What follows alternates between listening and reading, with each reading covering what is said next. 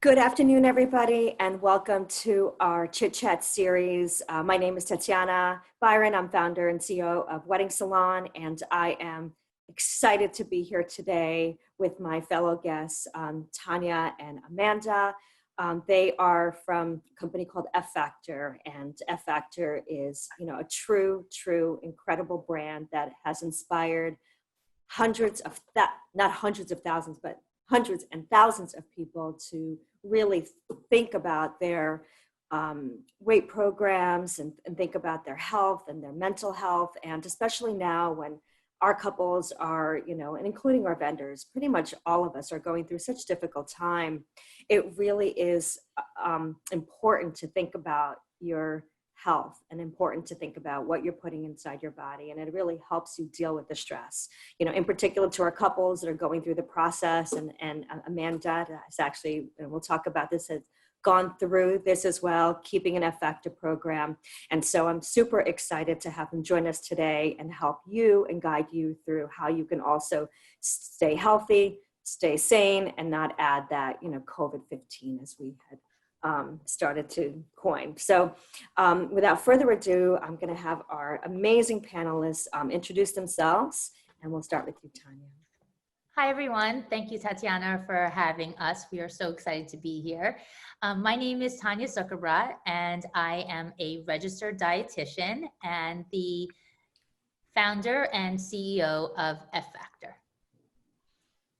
And I am Amanda Karp. I am the Director of Nutrition. Thank you, as well, Tatiana, for what Tanya said. We're so excited to be here.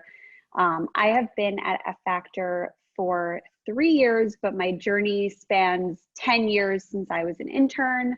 I went from an intern to a private practice dietitian to now the Director of Nutrition.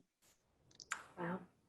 So tell us, and I'll direct this to you, Tanya, how did you get into this business? And tell us exactly what F Factor does, so everybody knows. I know, but I just wanted to. F Factor is a fast-growing brand in the health and wellness space. We are recognized for our success with weight loss and improving people's health. F Factor is a high fiber, high protein diet that's based on 4 disruptive principles, which is why I think people find the program so liberating. The 4 disruptive principles include: you get to eat carbs from day 1, you can dine out from day 1, you can enjoy cocktails from day 1, and we teach you how to work out less, but get better results.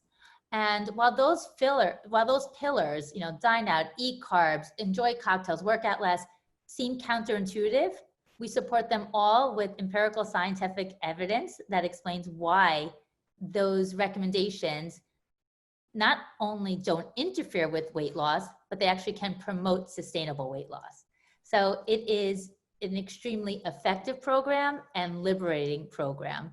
And the weight loss that occurs, of course, is exciting and much welcomed, but it also is about improving people's health, because my background is actually clinical in nature, as Amanda's. We are all clinical registered dietitians. We all complete residencies in hospitals, and therefore we would only prescribe a weight loss program if we knew that it was honoring people's health and in fact improving their health. So you ask how I got into F Factor or into becoming a registered dietitian. How did I enter this career path? In full transparency, it was a complete accident. I never intended to be a registered dietitian. I didn't even know that was a career path. I was an English major at the University of Michigan with a passion for cooking and certainly a passion for wellness. So I applied to the master's program at NYU, which was Food and Nutrition Studies, because I wanted to be a chef. And I did not understand that the master's degree was actually a clinical degree to become a registered dietitian. So when I got to NYU on that first day, I was handed a list of prerequisites, which included anatomy, physiology, inorganic chemistry, organic chemistry, and biochemistry. And I held up my prereqs. I'm like, oh, no, I'm here for the courses on apples. I'm here for the courses on farming. Like, what is this?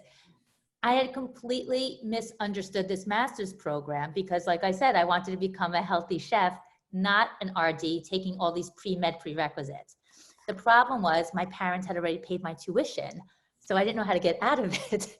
So I said, let me put my head down and see if I can get through this. And as it turned out, unbeknownst to me, because I'd never taken a science course in my life, I was fascinated by the science. And I stayed with the program, graduated, went on to complete my residency, or what we call like our like AP4 at New York University Hospital, where your rotations include oncology and renal and cardiovascular rotations. You're in the ICU. I mean, this is such a clinical profession. And that's what landed me in a private practice where I was prescribing high fiber diets for cardiovascular and diabetic patients, never with weight loss on my radar. And by prescribing high fiber diets solely for the clinical benefits, were all these patients losing weight. And that's when I identified that fiber didn't just have clinical benefits, but weight management properties. And that was the birth of the F Factor diet. That's amazing. And who would have thought, right, that it would be a side product of, you know, of what you were doing, and it ends up being your main business. Yeah. And it helps people. And how about yourself, Amanda? How did you get into this space? So my story is actually the opposite of Tanya's. So not only was I not an English major, I thought I was going to be a doctor. I wanted to be a biology major. I was like, give me all the science. And it was just impossible. I mean, you know, you show up in college, you're like this young, naive girl thinking like, great, I'm going to take bio and organic chem. And it just ran me over. And I loved science, and I loved, you know, at the time I was really getting into my own journey of healthy eating. So I had to switch gears kind of midway through college and decided I wanted to become a dietitian. Over the summer between, I believe it was my junior and senior year, I did my internship at F Factor, which really solidified, you know, my love for the field and my desire to eventually work with Tanya, which, you know, we stayed in touch over the years. My journey took a little bit of a different route for a while. I was a clinical dietitian on a medical surgical floor in the Bronx. So that was a very different experience, and I'm so grateful for it because it gave me so much of my knowledge and so much of the experience that I then brought with me to F Factor. But at a certain point, I was like, okay, I need to get out of the hospital, get me to private practice. And that was how I ended up back at F Factor. And you just recently got married, right? I did. Congratulations. Yes. Thank you. How did you use the F Factor diet to help you get, you know, in shape for your wedding? I think the question is, how didn't I use Love F that. Factor? You know, having already, so when I joined the practice, it was actually coming after some health issues on, you know, for me personally, that had put a few extra pounds on me. That I would say for a few years, I had to kind of just, you know, tough it out and wait until I was healthy enough to lose. You know, just like thyroid stuff, lots of the same things that a lot of people go through, and probably people that are watching right now are going through and have been through. And so I had already lost a good amount of weight when I started. And I was at a very healthy weight, and it wasn't necessarily for my wedding about losing so much weight as it was just feeling my best, making sure I wasn't going to feel bloated in my very tight dress, making sure that I felt strong, that I felt, you know, empowered to show up on my wedding day and just feel amazing. And that is exactly what F Factor does. So I got back into, you know, maybe a stricter way of eating than I had for the months prior. I got into an exercise routine, and like Tanya said, it was not anything intense. You know, I had people asking me, you know, are you working out every day? And I said, absolutely not. I couldn't handle that.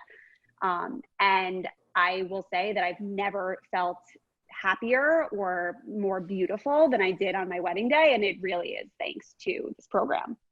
And I can add to that. I was at her wedding, and I agree. She has never looked more beautiful. Oh, thank you, Tan.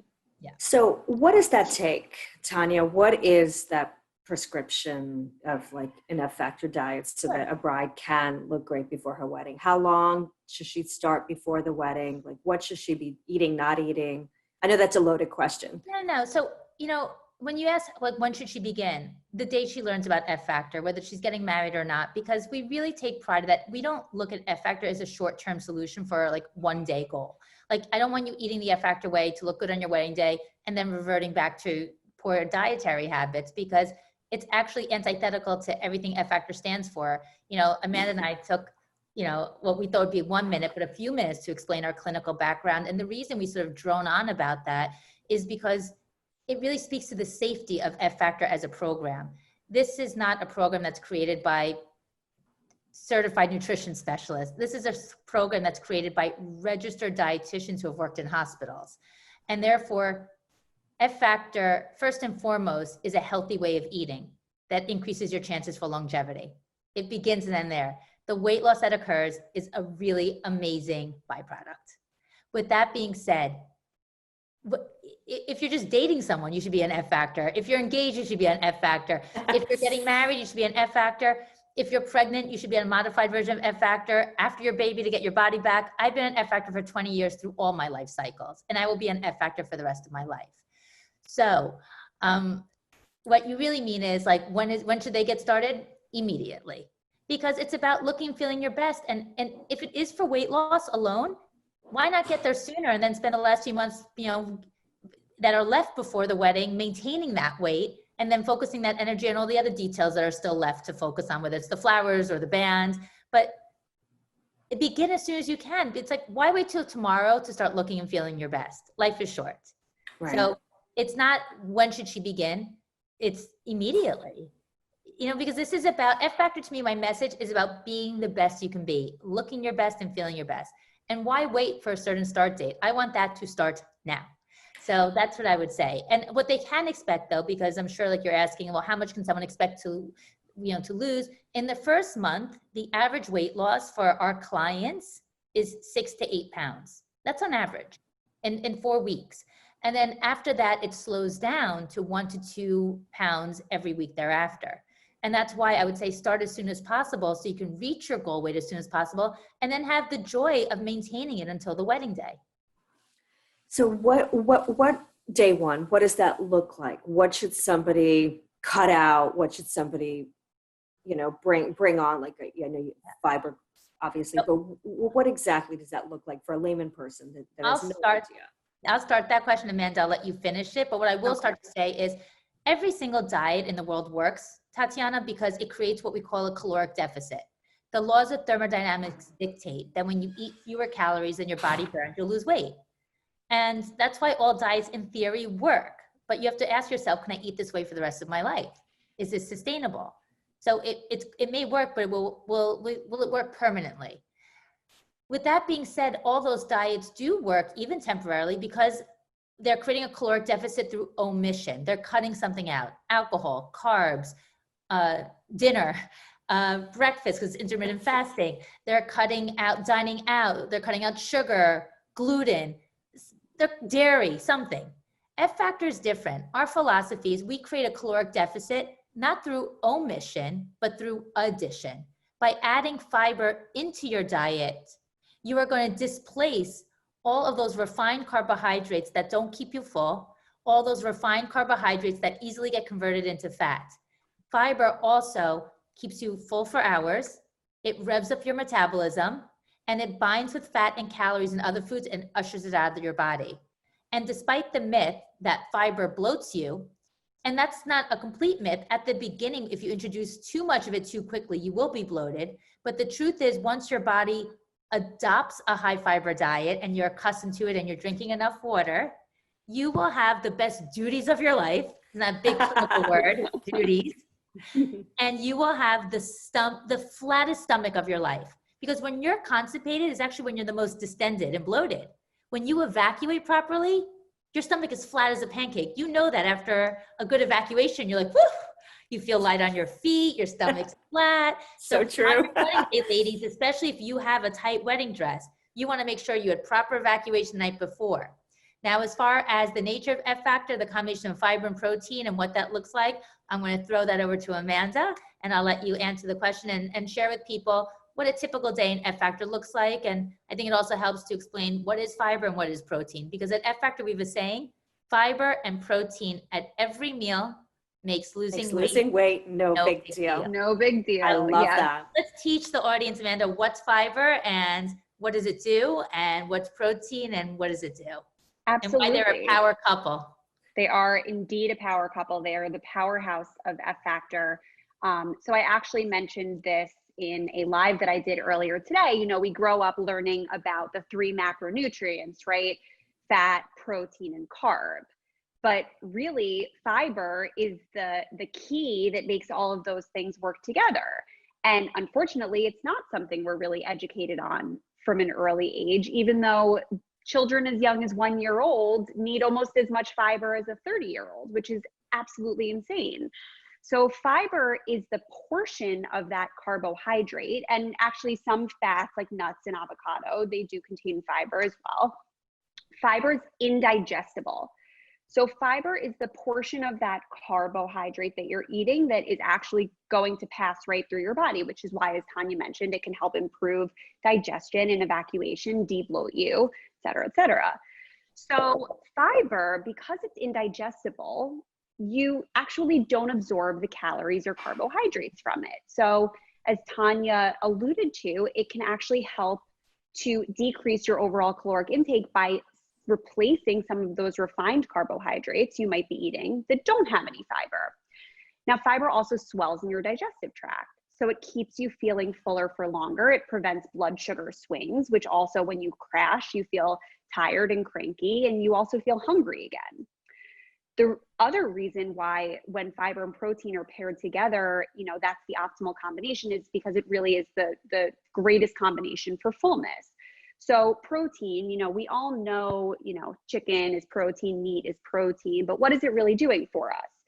Protein is what helps to fuel our muscles.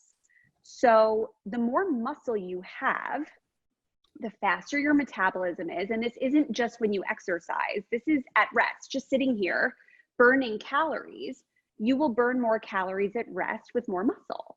So protein helps to fuel those muscles, and we also store carbohydrates in our muscles. We have storage tanks, you can imagine, within your muscle. So the more muscle you have, the greater capacity you have to store carbs. And this is all going to come full circle when you think about diets or lifestyles being truly sustainable. You know, Tanya mentioned any diet that creates a caloric deficit is going to work temporarily. But if you can't go out and enjoy your favorite bowl of pasta every once in a while, or indulge in something every once in a while without gaining weight, how's that going to be sustainable? The more room we have in our muscles to store carbohydrates, the more carbohydrates you can enjoy without gaining weight back. So when it comes to something like preparing for a wedding, you know, when I was preparing for my wedding, I was still seeing clients in private practice, and I was my own client because I wanted to look my best for my wedding. And you have things like your tasting, right? Where you're tasting a bunch of different foods, or you go on your bachelorette party and you want to indulge in a dessert, or, you know, all of those things. You can be confident, and of course cocktails, but cocktails are included from day one. You know, if I'm thinking bachelorette party in specific. I know. But you want lots of cocktails. You want to be sure, right, that if you indulge in those things, it's not going to set you back. And that's what having that room for carbohydrates in your muscle does. And that's thanks to protein. So what tangible things for a takeaway for what can couples eat, what can't they eat? Like what causes the weight, you know, to stay? And what are typical fiber foods that are amazing, easy, that will cause it to fall? Sure. So Amanda really, as I said, intelligently explains sort of the science of what fiber does. It revs up metabolism. It keeps you full for hours. It actually binds with fat and calories and other foods and ushers it out of the body. Protein contains the essential amino acids necessary for repairing muscle and building muscle, so you have a place to store your carbs. Therefore, when we think about fiber and protein, it's those combinations. Where can you find fiber? Fiber is found in fruits, vegetables, whole grains, beans and legumes. Protein is beef, pork, lamb, veal, fish, shellfish, eggs, cheese, tofu, Greek yogurt, cottage cheese. So there's a lot of foods to choose from. So some examples of combining fiber and protein. Because if we go back to that theory, now that we know what is fiber, what's protein, how does it work? As you said, okay, now we need the practical stuff. How do we apply this? What does a typical day of F Factor look like? I would say for breakfast, you can have eggs with whole wheat toast, or if you're familiar with Gigi crackers, swap them for that, which is even lower carb, higher fiber. But a protein, you can have an omelet to scrambled eggs with a high fiber toast or high fiber cracker. You could take a high fiber cereal like Fiber One or All Brand, pair it with a protein such as Greek yogurt or cottage cheese. Make a parfait. You could add some fruit to it. You absolutely get fruit on F Factor. High fiber fruit includes raspberries, blueberries, strawberries, kiwi, pears, apples are good sources. Exactly, lots of good sources. Another way of getting fiber and protein is you can have an F Factor smoothie. Tatiana, you and I are friends. We can be transparent about that. And when I've been in private practice for 20 years as a registered dietitian using products in the marketplace. And I really saw a void because my clients were asking me for a protein powder with fiber. One did not exist.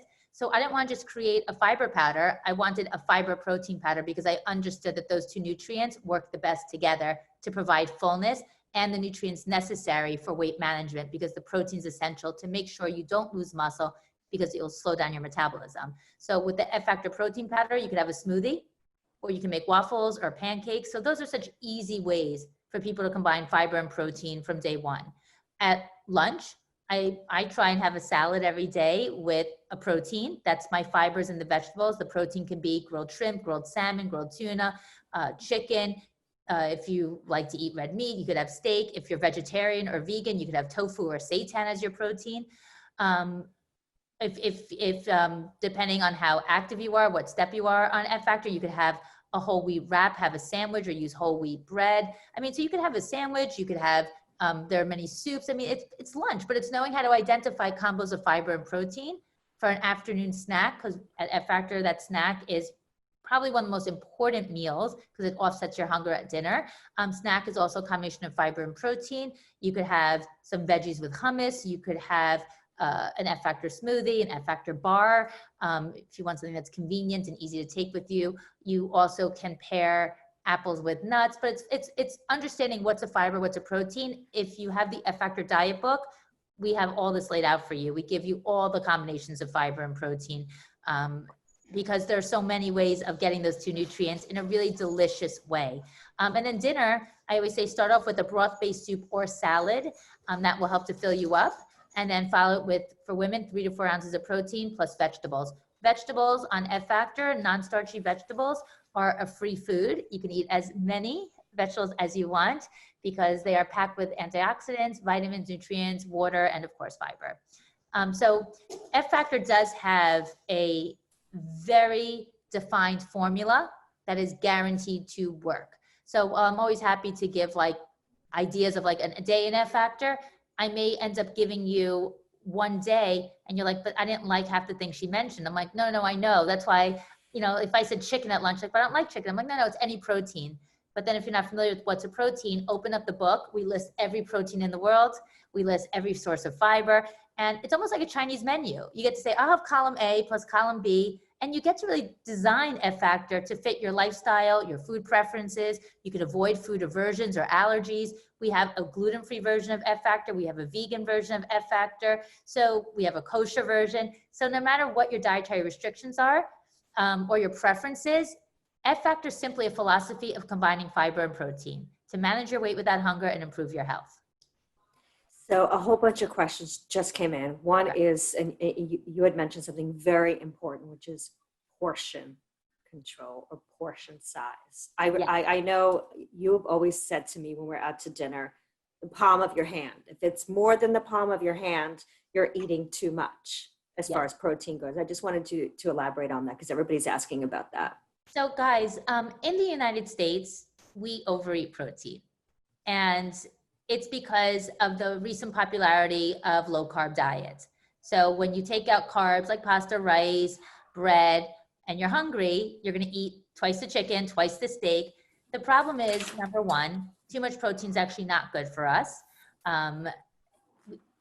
Number two, your body has to excrete it. There's only so much protein you can absorb per meal anyway. And that's why there have been some studies that have found that it can tax your kidneys. So that's why like there's only so much we could absorb. So overeating protein is just actually leading to an excess caloric intake because you're not even getting the benefits of what protein can do if you're overusing it.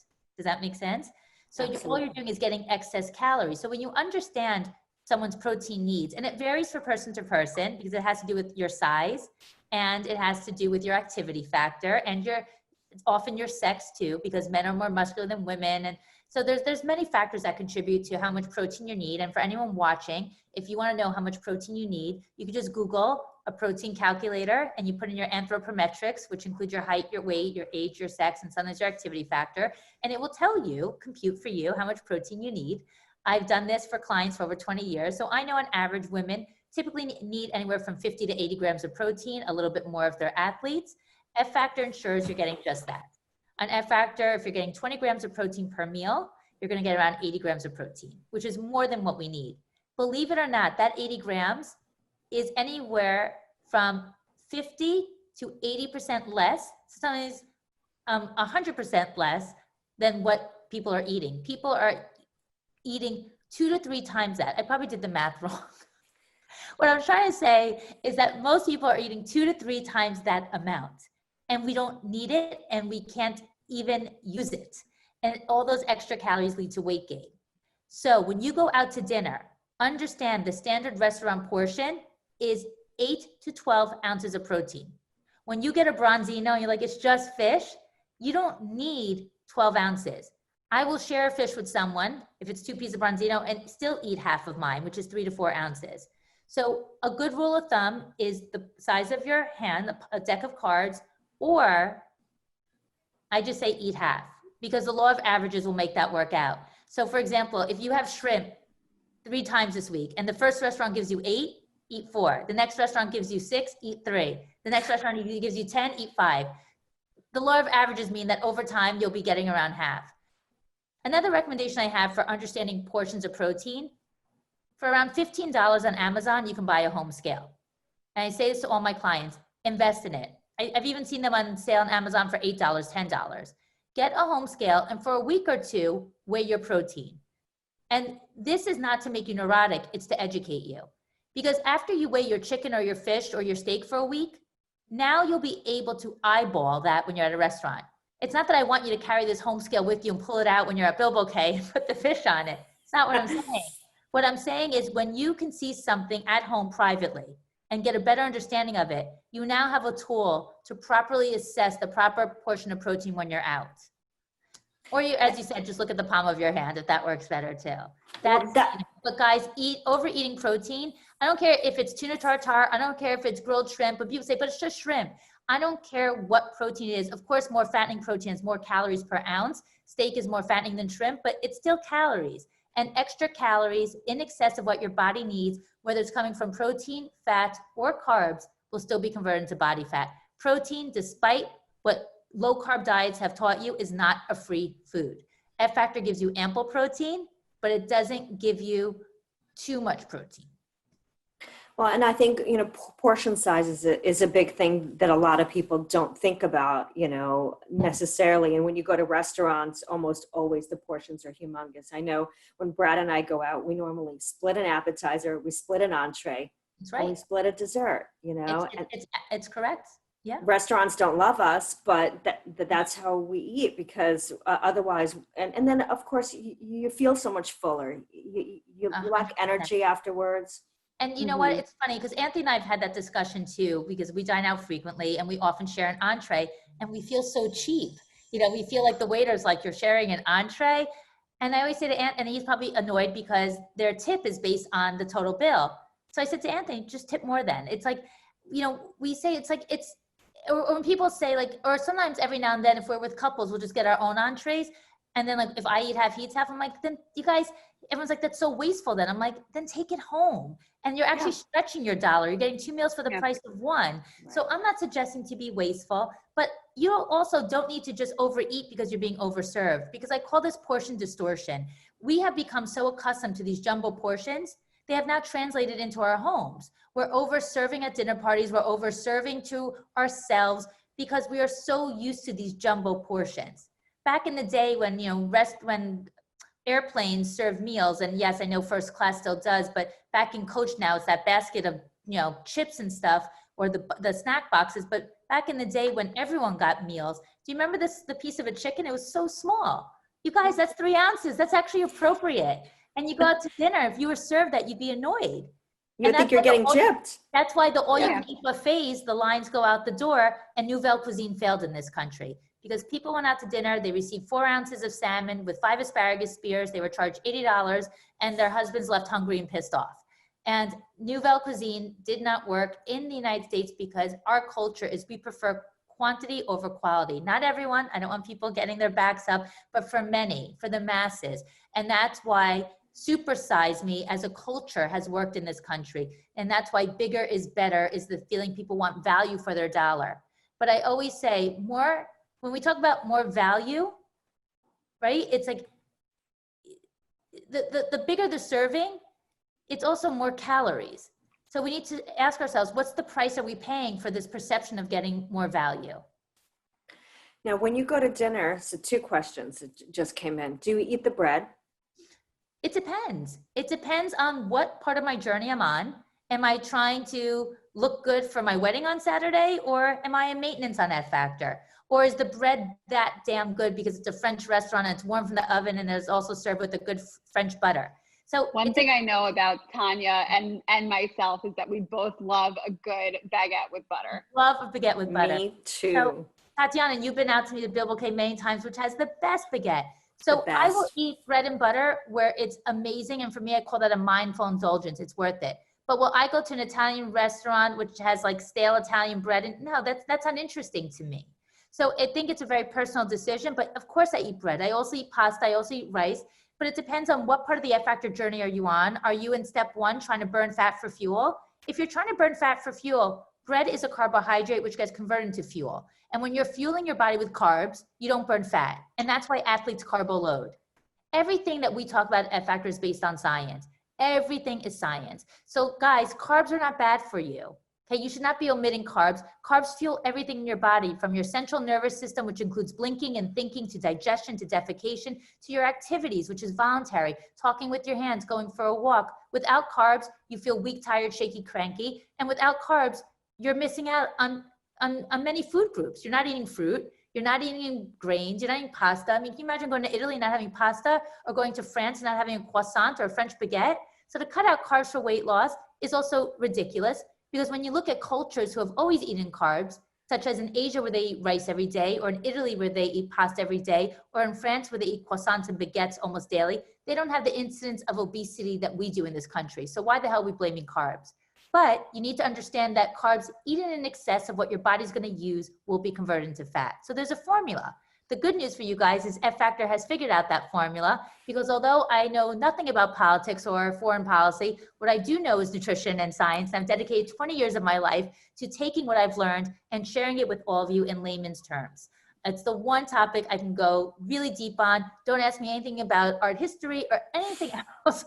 But this is the one thing I know, guys. I know how to help you to lose weight without hunger, without compromising your lifestyle. You're going to dine out, drink alcohol, live your life to the fullest on F Factor. And it is about eating carbs mindfully. The more fiber in a carb, the fewer net carbs, your body will burn fat. But yes, I do eat carbs and I enjoy every frickin' bite. But if you're trying to lose weight, you want to cut back on the refined carbs, replace them with high fiber carbs so you're getting a feeling of carbs, but you are still burning fat for fuel. The beauty of Tatiana, and you know this because we're intimate, the beauty of the F Factor products is I've been now able to eat F Factor waffles and F Factor pancakes and F Factor biscuits and F Factor cookies and F Factor muffins that seem like the most fattening carbs in the world, and yet they have almost no carb.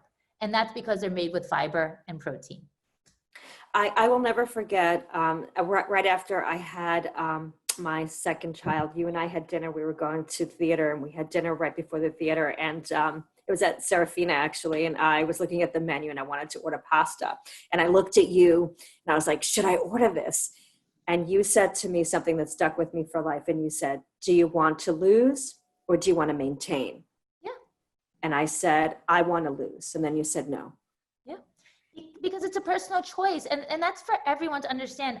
I am not here to change the way that you're eating as something that's a punitive experience. But you need to understand that weight loss is a formula, and carbohydrates are fuel. It doesn't mean that they're bad for you. They're amazing for you. And God knows they're so delicious. But if you're eating a lot of carbs, you're giving your body its preferred fuel source, and your body won't burn fat.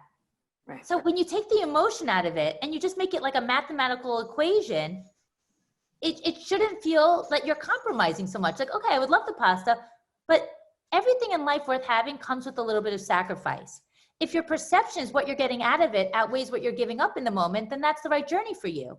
So of course the pasta is delicious. And I'd rather get pasta 9 out of 10 times than the grilled fish.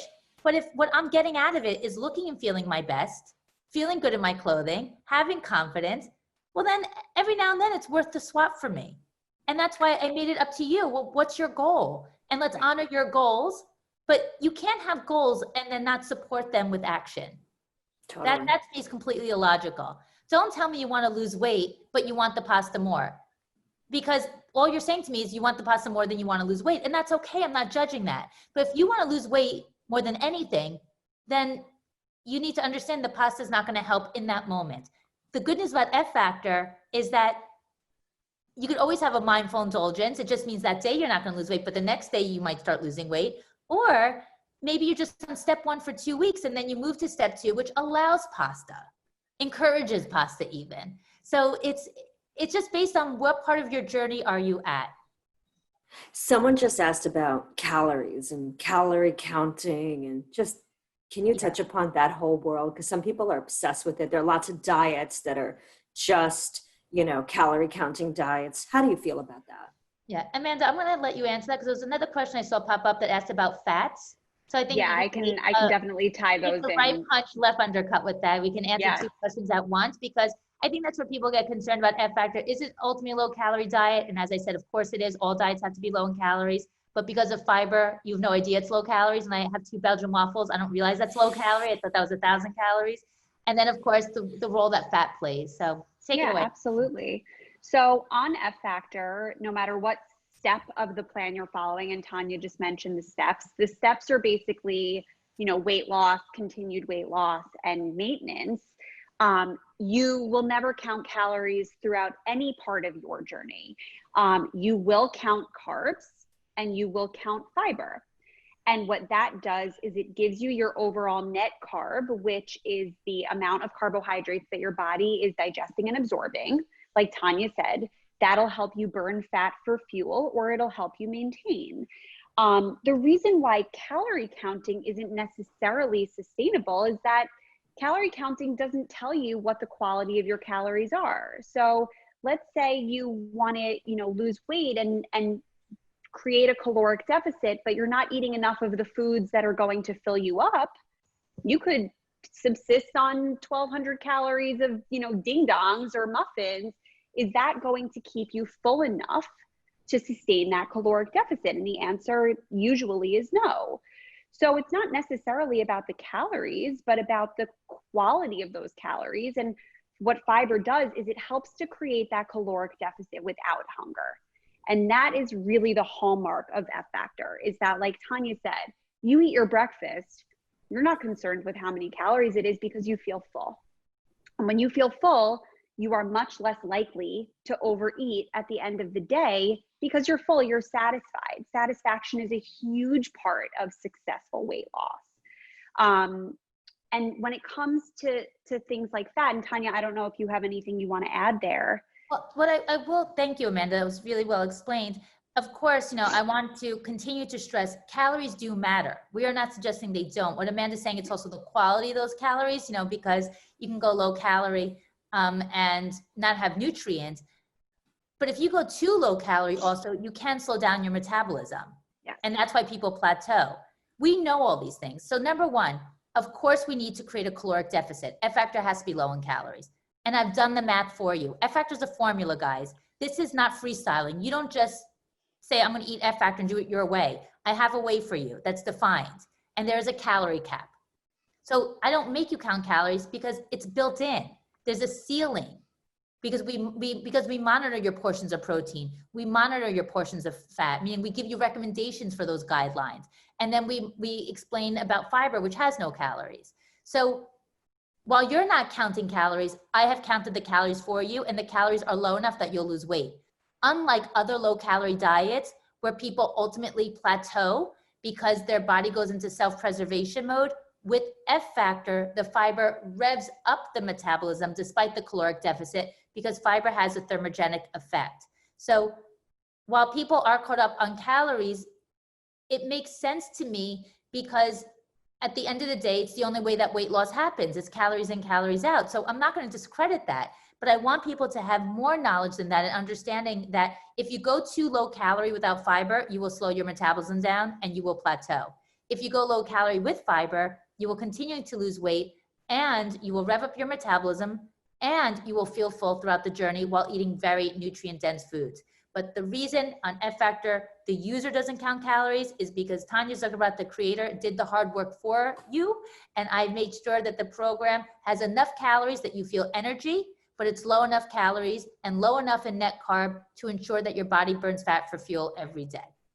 What is the proper, if somebody were to say, you know, this is what a typical caloric day should look like? Is it 1,800 calories? Is it 2,500 calories? What should it be? I would say for most women, because we have a machine that measures people's basal metabolic rate, which is the amount of calories people burn a day. For most women, it's probably between 12 and 1,400 calories. That's with that activity factor. Okay. It's not, that's why like this, I remember- It's lower than you think. Yeah, I remember one Shape Shape magazine asked me to create a slim down for summer program. Like they wanted Tanya Zuckerberg to design a 1 week plan for Shape magazine for people to slim down for the summer. So I was taking all the notes. I was on the phone with the editor. I was like, no problem. And I said, how many calories do you want each day to add up to? And I think she said like 1,800, 2,000. And I said, what? Because I know at F factor where step 1 is, and I know where step 2 is. I was like, and I said, are you sure? I said, that's a lot of calories. And then she said, well, our readers are very active. And I'm thinking, no one's that active. And this is the struggle with weight management. We have been encouraged to think we need more calories. And F factor, our knowledge of basal metabolic rate, which is, or your resting metabolic rate, is what allows us to know that our step 1 is so sound. It's because we know what the average body needs. Now look, it does differ from person to person based on your height, your weight, your sex, and your activity factor. Someone who is very tall, very muscular, and very active needs a lot more calories than someone who's very small and very inactive. So of course, calories different, the same way that all nutrient needs different, whether it's fat, protein, or carbs, because it's based on the size of the body and how fast your body's burning. You know, like Michael Phelps eats like 10,000 calories a day when he's training and he's shredded. He's burning every single calorie.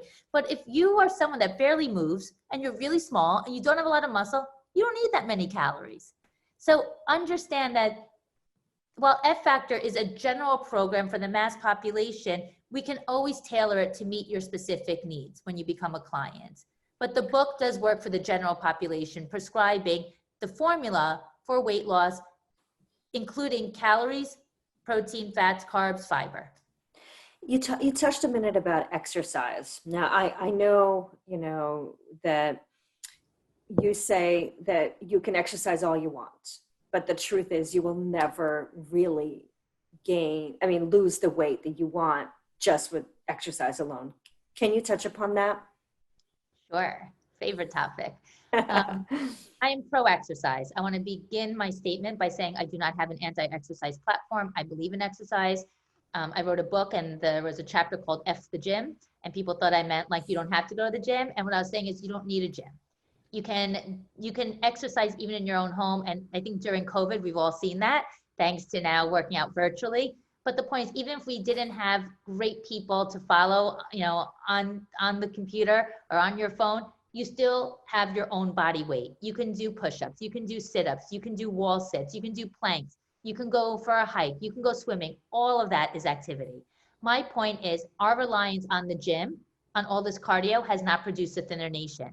Tatiana, did you know that in our country, in the United States, we have more gyms than any nation in the world? Had no idea. Did you also know we're the fattest nation in the world? That I knew. Okay, so our reliance on working out clearly has not produced a thinner nation. Clearly. Has not resolved this epidemic of obesity. And that's because we've been over-encouraged to believe that cardio is a solution. People are spinning every day. People are running every day. They're on the elliptical, they're on the bike. The problem with cardio is it only burns calories during the activity. And then when you're done with the activity, cardio stimulates your appetite, so you're ravenous the rest of the day. It makes no sense. If you take a few hours a week instead to do a weight resistance activity, you will burn calories while working out. And now that you have added additional muscle mass to your body is more catabolically active throughout the day. Your body will burn more calories at rest, which is not only important for increasing your ability to eat calories without weight gain, but the more muscle you have, the more carbs you're allowed to eat because carbs are stored in your muscle. So the bigger your tank becomes. And you also look damn good because muscle makes you look lean and strong instead of skinny flabby. And also a complete health benefit, nothing to do with weight management, is that it gives you strong bones. So muscle mass is correlated with reducing the risk for osteoporosis. It'll give your bones more density. So with that being said, what's a weight resistant activity and how often should you do it? And by the way, guys, this comes from a girl that would define herself as a runner. I ran 6 to 7 days a week in my 20s because I had inserted cardio into my weight management equation. I thought I had to run so I wouldn't get fat, or I had to run to offset anything I ate. And now, guys, I work out maybe 2 to 3 times a week. I am leaner and stronger in my 40s than I was in my 20s when I was working out 7 days a week. I stand by that. And it's because of the science. All the cardio was not building muscle. It was just burning during the activity. I can burn calories during the activity of a weight resistant activity because when I'm lifting weights or doing Isaac Boots or Melissa Wood or whatever workout you're doing, you're sweating. It's hard. You're burning calories. The difference is now that I'm done with that exercise, I've added muscle mass and now my body's burning more calories throughout the day because the more muscular you are, the higher your basal metabolic rate. The higher your body burns calories even at rest. So what's a weight resistant activity? It's a bar class. It's swimming, it's hiking, it's boxing, it's rowing, it's yoga, it's Pilates. What else? It's hiking, it's sprinting versus long distance runs or night and day. Sprinting is bursts of energy. And it's lifting weights. It's anything that builds muscle, guys. And that's what you should focus on 2 to 3 days a week. And it's one of the most liberating premises. And at F Factor, we have another really strong statement, which is we really educate our followers to learn to manage their weight through their intake and not their output. Because God forbid you are relying on exercise for weight management and you get into an accident, a ski accident, or you trip and you break your leg. What are you going to do? Gain weight now? No, because your weight should never be reliant on your activity factor. The activity factor should be there to keep you lean and strong and to release endorphins and all the other great stuff. So I never want people relying on exercise for weight management. And for the people I see who do, sometimes it's effective, but then they're working out a lot and not eating that much to begin with. But we all know people that work out every day and they still don't have the bodies that you would think they should. Like, that doesn't make sense. Something's not right there. And I've seen these people because I socialize with many of them. And it's because at dinner, they're eating bowls of quinoa. I'm like, because you're not doing this right. Like, you're just basically fueling your spin tomorrow. Like, you're not emptying out your glycogen stores. You're not burning fat for fuel. You're creating this cycle of doing cardio, eating carbs, doing cardio. And all you're doing is burning off the carbs. You're never getting to your fat stores. So if you buy the F Factor book, there's an entire chapter on exercise. We teach you how to exercise intelligently with results. And it's the most liberating thing in the world. You will thank me. That information is just as important as fiber and protein. I think that that's absolutely true because for the longest, I'm a runner too. For the longest time, I'd be running and I was trying to lose weight and I would run like a fiend, an hour a day, 5, 6 days a week. And I'd always be like making time for exercise and I never changed my body. And it wasn't until I started yoga that my body changed, Yeah. and then I run now just to relieve stress. Correct. And that's why we say, guys, Absolutely. it's not that you shouldn't do cardio, but you should do cardio for every reason in the world other than getting thin. Do cardio because it releases endorphins. Do cardio because it feels good. Do cardio because you enjoy it. Maybe because it's social. Or maybe for you, it's the 1 hour you get out of the house and you are alone. You get to leave everything behind. Whatever the reason is for doing cardio, I'm not suggesting not to do it. Just don't insert it into your weight management equation because it doesn't belong there. It will fail you. And I think on the other hand, oh, sorry, Tatiana, on the other side of the coin, if you hate it like I did and you were doing it because you thought that it was so beneficial for weight loss, then don't force yourself to do it, because that was so liberating for me, learning that I could do other activities aside from run, because I'm not a natural runner. I would go for runs with my husband and his legs are double the size of mine and he'd always be in front of me and I'd be so miserable and staring at his back. And finally I was like, okay, I'm not going to do this anymore because I know it's not serving me. And that was such a liberating thing, especially getting ready for a wedding.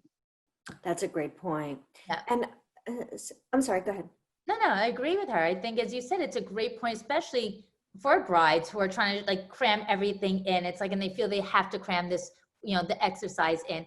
Guys, exercise doesn't do for you what it thinks it does for you. I mean, yes, the weight resistant activity is so important for building muscle, so you're not a flabby bride, but the cardio is not what's going to help you to lose the weight. It's what you're eating. And let F factor be your cardio. It's like a line I say all the time. Let F factor be your cardio, and the gym is what makes you lean and strong. And Meaning so, yeah. So a lot of brides are struggling right now during COVID, stress eating. What do you tell your clients? How do you help them get through this? I'll let you handle that one, Amanda. Something that I actually learned from Tanya, which is something that a very wise thing that I think she inspires us all with when it comes to managing stress and, what are the things we can control and what are the things we can't control. And we cannot control what's happening out in the world. We cannot control some of our current circumstances. I can't imagine the stress that brides are under right now. If my wedding had been any later, I would have been in exactly the same situation. And that, unfortunately, is something that we can't control. But what can we control? We can control how we fuel our bodies. We can control what we put into our mouths and knowing that it's going to make us feel better or worse.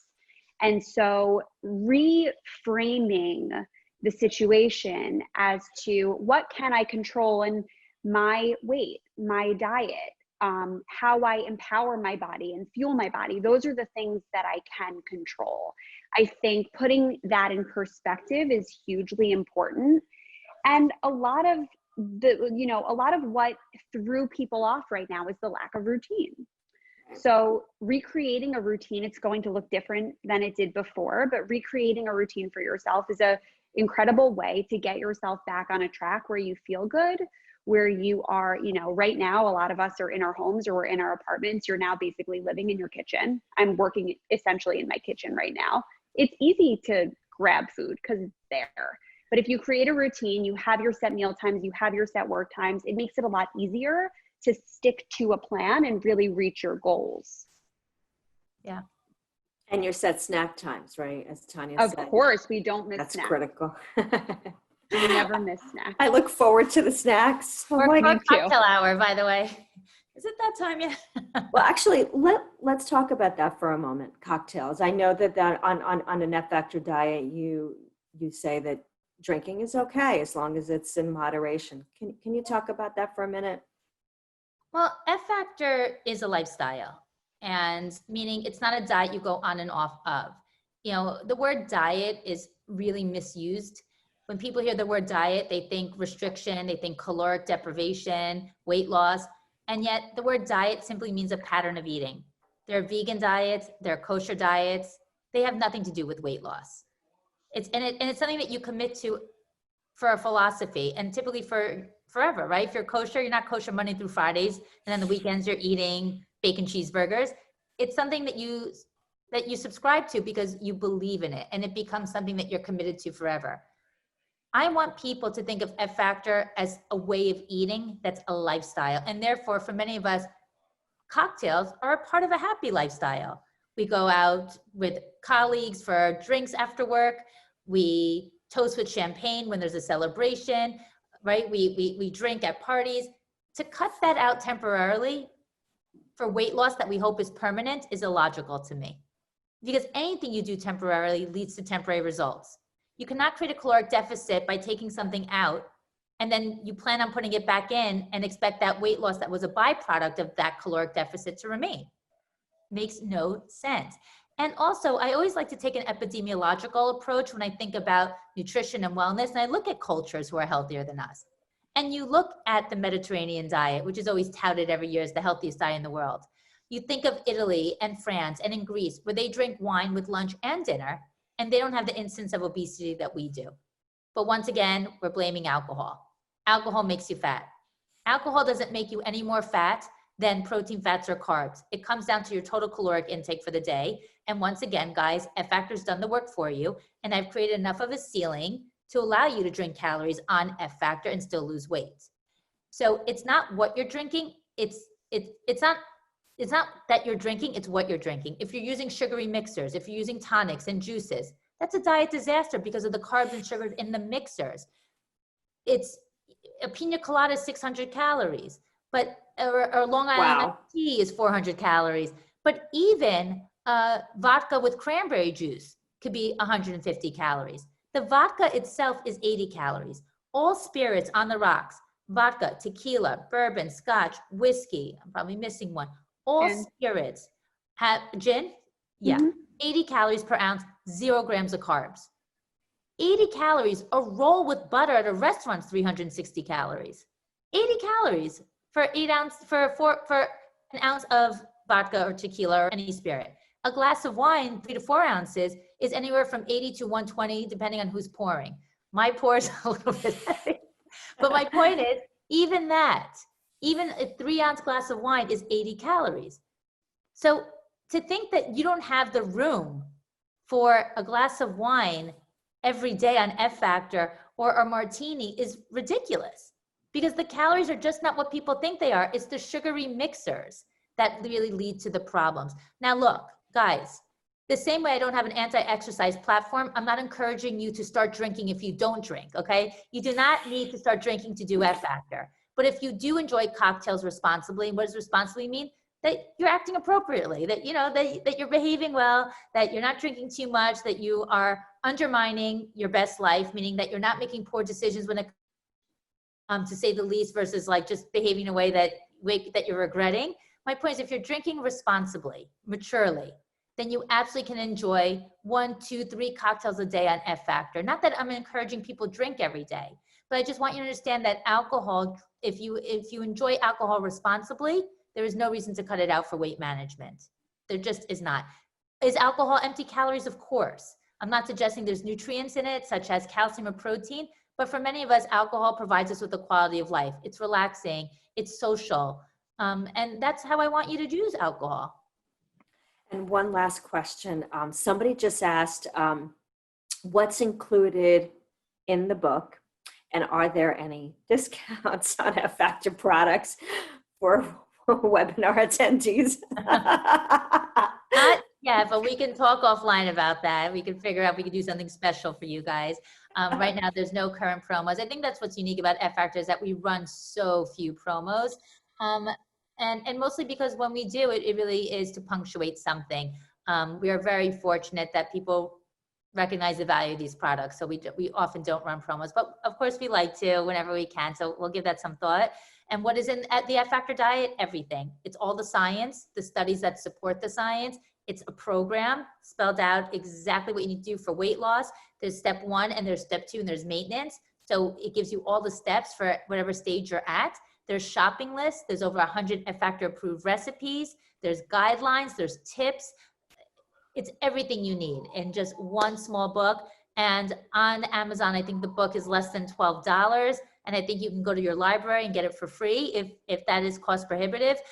Or I think you can get it used on Amazon for like $1.99. So I'm hoping that everyone can afford to get themselves the book or borrow it from the library, because it has everything you need to get started.